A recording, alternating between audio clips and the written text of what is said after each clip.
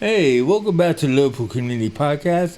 It's been a while since we've been here in the studio, and you can't see it, but there's been a lot of changes going on by my team and everything. So we got a brand new studio here for a brand new show. And you know what? It's a studio for today because we're here with Tomorrow's Women. I'm here joined by Kate Chadwick, who is the marketing and comms officer at Tomorrow's Women. How you doing, Kate? I'm good. How are you? Did you like that show for today here with Tomorrow? Yes, perfect. Yeah, Oh, nice well, play on words. Yeah. Well, I try. You know, Kate, I only have a few skills. Okay, you can help me out with my job. So. Well, you know, hey, no, exactly. I mean, well, first of all, marketing and comms, we'll have to talk about what that is. But before we do, let's talk about Tomorrow's Women. Because, I mean, for those who were aware about the center that deals a lot with women's issues, and we're going to delve deep into that, they know that there's a center in Chester, but there's also one in Birkenhead, Yes. which is where you reside. Yes. So can you tell us what does Tomorrow's Women do, and how do they support women in their area? Yeah, so we support any woman over the age of 18. Women will come to us with a whole range of issues, whether that be domestic abuse, stalking and harassment, mental health, substances. Some women might just need a safe space where they can come along and be with other women. There is absolutely no criteria for coming along to get support. We support any woman who needs us. Now, I mean, obviously you mentioned a lot of crisis situations that women have often found themselves in, but you also are dealing with helping them through some fun aspects by providing, you know, various different things such as like yoga and exercise and stuff like that. You know, would you want to say something a little bit about that before we go deep? Yeah, so it's not all like doom and gloom. We like to keep it fun and light, and it's not a clinical building. It's a nice, fun space. Yeah. We do, as you said, yoga, exercise classes. We have lunch clubs. In our Chester Centre, we have like a social on a Friday. It's just a nice place to be where the women who might be going through a really difficult time in their life don't want to think about some of these issues. So it's a nice time for them to come together and have fun. Yeah. You don't want to be thinking about it 24/7. Exactly. And everything and stuff like that, you know. Now, I mean, maybe at this point we could go into a bit of the origin story. Yeah. I mean, like, so where did the idea Tomorrow's Women come from? Yeah, so our former CEO, Angela, and our current chair, Maureen, came together to make Tomorrow's Women in 2011. So Maureen was a magistrate and Angela was a probation officer, focusing mostly on women. And they identified that a lot of women who were on probation weren't getting any support and had additional needs in terms of support, whether that be with their mental health, maybe they were in a domestic abuse relationship, maybe they were struggling with substances, a whole load of issues that led up to the crime. Rather than just focusing on the crime itself, they suggested that maybe if we could focus on the things that might have led up to that, then we can stop this cycle of reoffending.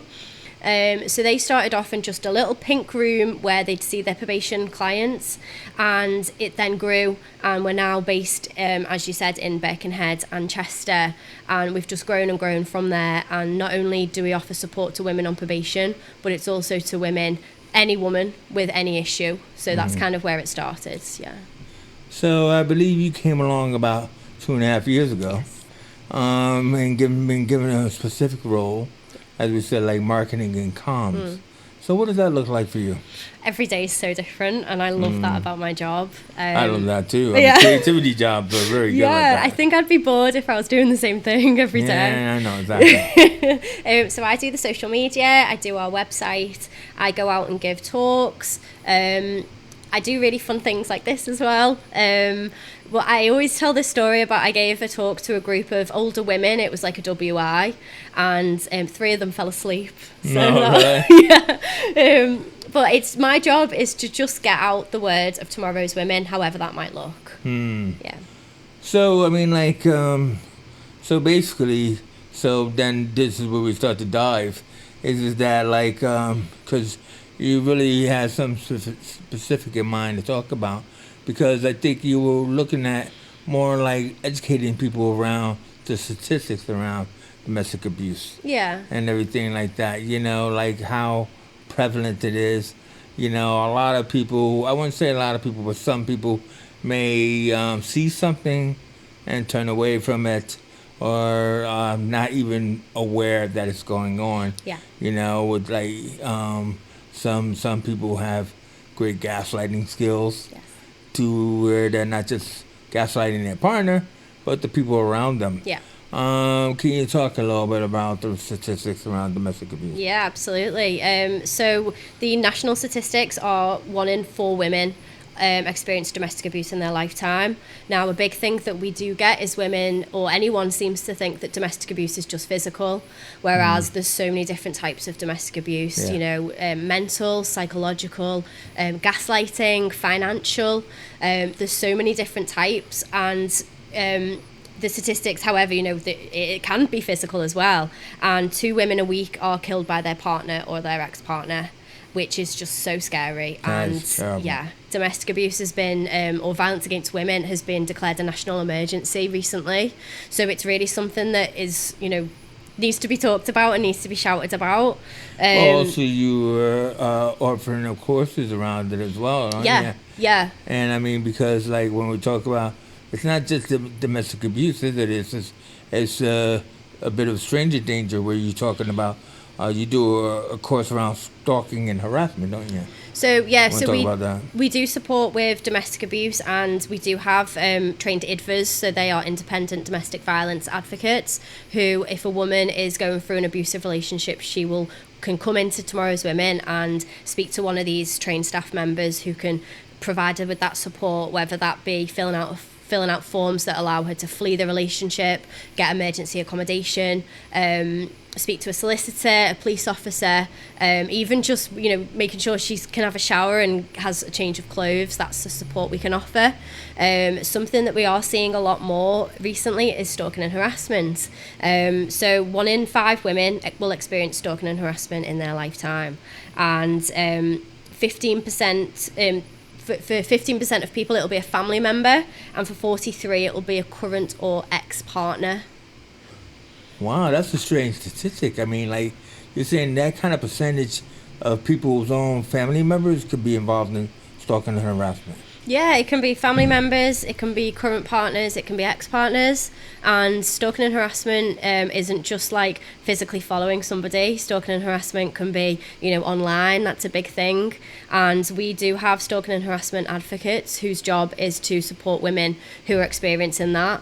So there's certain things that we can do. We can provide the women with, like Ring doorbells or mobile phones, things that can help them feel safe. Because at the moment we are finding there is a large number of women who are experiencing stalking and harassment. Yeah, I mean, because it takes me back to the pub scenario that you were mentioning, where it's like you did a session, was it in the pub and everything, and we were talking about like there are various things that were created to help women. Like, say for example, you go up to the bar if you don't feel safe, and you can ask for Angela. Is Angela here? I mean, like, but then it's about hoping that the worker actually has gone through the training themselves. Yeah, so it's about kind of teaching the women ways that they can feel safe. So one of them is, talking about ask for Angela. But obviously that depends on the bar staff knowing about that protocol. What we did do last year is we did hold a women-only nightclub event. Yeah, definitely. And we identified that there was so many women who didn't feel safe in bars and clubs, and we put on like a women-only event, which was fantastic, and it allowed women, to feel safe and just enjoy the time without having to worry about things like that, whether that be, spiking or just feeling harassed. So I mean, obviously there's so many different scenarios and situations, but okay, here's a curious one that I was actually kind of like thinking about was like when you provide courses or training or people able to come and speak to you, find out. I was asking about like, what about the bystanders? I usually call them people sitting on the fence, but like there's situations where something might happen and you're aware of it, but you don't know what to do Yeah. and everything. So it might be a red flag or it might be a warning sign. Can you talk about that? Yeah, so it's a really difficult position to be in as a friend if you suspect your friend is experiencing domestic abuse. And we do have some women or some friends of women that will call us and say, I think my friend is in an abusive relationship. Now, if you are in that position, it's really difficult to know what to do, because you might fear your own safety. You might fear bringing something up that would make that woman not safe at home. And you could fear breaking up that friendship if you've accused their partner of doing something. So we do have some women that will, believe that their friend is in an abusive relationship, or even know that they are and want to know what to do. So because we are open to any woman, the woman and her friend is welcome to come into the centre, and the woman, they could come in and do the yoga class or, just a fun activity. And, the woman that is potentially being abused is likely to then open up if she feels safe to do so. Something that we have found is the biggest reason that a woman will come to Tomorrow's Women and disclose on her referral form, which is a form they fill out when they first come, is mental health. So 74% of women that come to the centre will disclose that they're suffering with their mental health. Now, mental health can be caused by so many issues, whether that be your finances, your substance, using substances, or being in an abusive relationship. We then find that 53% of women that come to us will disclose that they are being abused in their relationship. So sometimes it can take a little bit of time for them to open up. But sometimes just their friend bringing them in to do a yoga class or come for a coffee might actually lead to this woman being able to escape that relationship. But it is a really difficult position to be in, not knowing what to do. No, definitely. And I mean, it's not like in any kind of accusatory state, because it's a natural thing of something's happening and you're caught unawares. Yeah. And and everything. So that's the only reason why I was asking. Yeah. Is with a center like yours being available with information and support, it's just that whole kind of thing.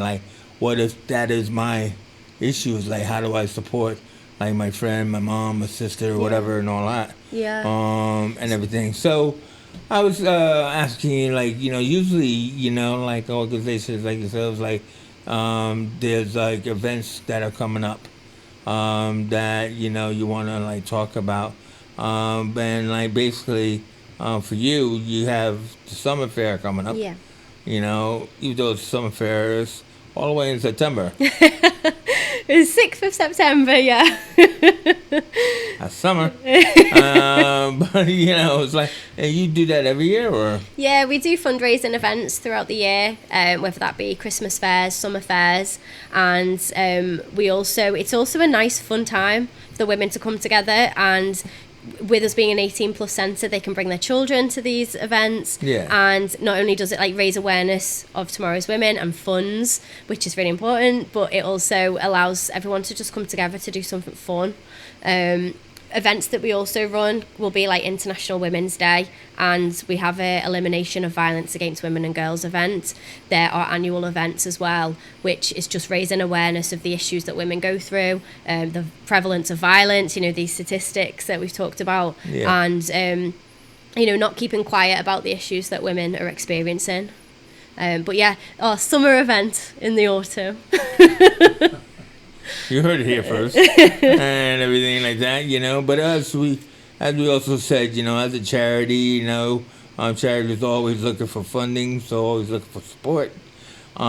Pretty much, there's also been various different, as you said, charity fundraising events that you guys have been a part of and everything. And actually, I understand Big Condo kind of came on board and supported one of the events. Yeah. With our lovely Rebe and everything else like that. So, hey, look, you never know, right? and stuff. So, is there anything, before we go, is there anything that you feel that you really want to get out there for people to be aware about, that they probably aren't sure that they're actually aware about it? I know that said that kind of awkward state, but you know what I mean. Anything you want to say before we go? Yeah, I think the biggest thing is just knowing that the support's out there, Yeah. and that you're not by yourself. Yeah. And sometimes it's not until you're in a really bad situation that you don't know what support's available.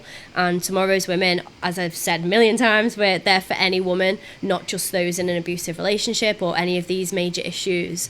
But it's just so important to reach out. The support is there. There's people there who care, and we're there to provide that support, that listening ear, that safe space. And I think going through a really difficult time, it's so hard to know where to turn to. Yeah. And something about Tomorrow's Women is we have all the resources available under one roof. We have the courses, we have the qualified staff, we work with solicitors and the police, and it's all together in that one safe space, which is such a saving grace if you are going through that hard time.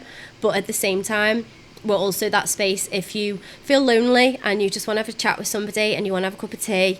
Yeah, that's always very important. Yeah, everybody needs somebody, and it's always nice to kind of get out the four walls and just, be around other people, and that does wonders for your mental health. So I think the biggest thing is to just reach out, know what support's available, and if you need us, we're here. And something like positive to close on. I was asking you, is there like a particular story you wouldn't mind sharing, and everything? And I was thinking that maybe something like that, like a positive experience that you have kind of witnessed, how Tomorrow's Woman has helped someone. Yeah, we see miracles every day, and we have some women that will come in through the hardest time in their life, and they will turn up in floods of tears, and it's so lovely watching them go through that process of being empowered, doing things that are good for them, having things in their life sorted out, whether that be getting clean and sober, or their mental health improving, leaving that relationship. And we have some women that have gone on to be volunteers, and we've even got some women that have gone on to be staff members, and it's just so lovely that reaching out for that support can lead to these amazing things in these women's lives. And it's so lovely to see somebody come in with a big smile on their face who you had previously seen come for the first time in the darkest times of their life. So yeah, we see it every day, and it's lovely. Yeah. And in darkness there is light. So as I say, how can people find you? Yeah, so our website is tomorrowswomen.org.uk. That is the best place to go to find our address and our phone numbers, and you just give us a call. We can help you, we can have a chat with you. And also our social media, we're mostly on Facebook and Instagram, which is just Tomorrow's Women Wirral Centre or Tomorrow's Women Chester Centre, and you're welcome to come to either centre as well. Yeah. Well, Keith, thank you for coming in to share the knowledge, the statistics, the facts. Yeah. Just facts, ma'am, just facts about, what's going on out there, and how we can support women in these times of need that they might be going through and everything. So I really welcome you for coming into our studio for that. So you know how we can, if you yourself want to get involved, tomorrowswomen.org.uk is the way of finding out how you can do that, because I'm sure it's on their website. Yes. So as she didn't say, reach out. That's all they really want you to do, right? All right. Well, again, I would like to thank Kate Chadwick for coming in here, and I'm Chase Johnson Lynch, and you know what? We out of here. Thank you for having me.